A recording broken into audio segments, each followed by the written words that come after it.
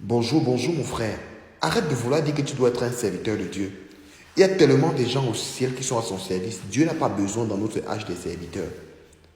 Dieu a tellement même des gardes de corps autour de lui. Quand vous lisez la parole de Dieu attentivement, vous vous rendez compte que c'est un homme qui a tellement un grand personnel au ciel. Ce que Dieu a besoin dans notre génération, ce sont des personnes qui ne vont pas le servir, mais des personnes qui doivent être soumises à son leadership.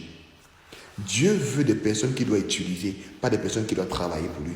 Dans Acte 17, il dit clairement dans le verset 23, il n'est point servi par les mains humaines, lui qui donne la vie à tous les hommes. Dieu ne veut pas que tu le serves, mais Dieu veut se servir de toi.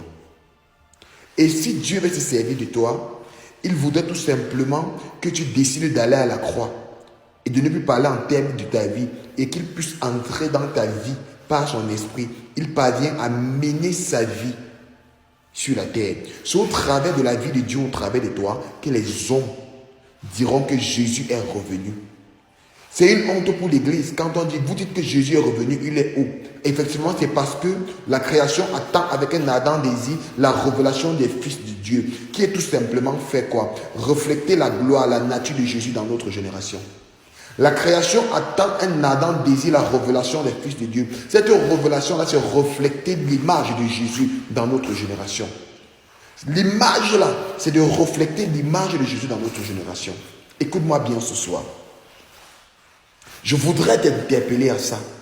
La création attend avec ardent désir la révélation des fils de Dieu. Ce n'est plus une connaissance littéraire, c'est une vie de Dieu, proclamer, faire les choses que Christ a fait. Et pour le faire, Dieu ne fonctionne pas avec la copie, mais Dieu régénère. Dieu ne fait pas des multiplications de sa personne parce que il est invariable. Dieu veut s'incarner à des personnes pour opérer au travers d'eux. Es-tu disposé ce matin à dire, Seigneur, j'ai soif de ta présence. Je ne veux plus te servir, mais je veux être un instrument entre tes mains. Je voudrais apprendre, Seigneur, avant de prier pour quelqu'un, je te consulte. Parce que dans ta maison, on ne fait rien sans te dire. On ne fait rien sans te demander. Je ne voudrais plus, Seigneur, marcher par mon propre chef. Mais je voudrais apprendre à me soumettre à ton autorité, afin d'opérer. Pas afin d'opérer, mais afin de te laisser opérer au travers de moi. Oh Jésus. Y a-t-il des personnes ce matin qui m'écoutent et qui peuvent dire, Seigneur, me voici. Je ne veux plus parler en termes de ma vie. C'est la raison pour laquelle le Seigneur cherche des personnes déçues, blessées et frustrées. Des personnes qui sont fatiguées de leur vie.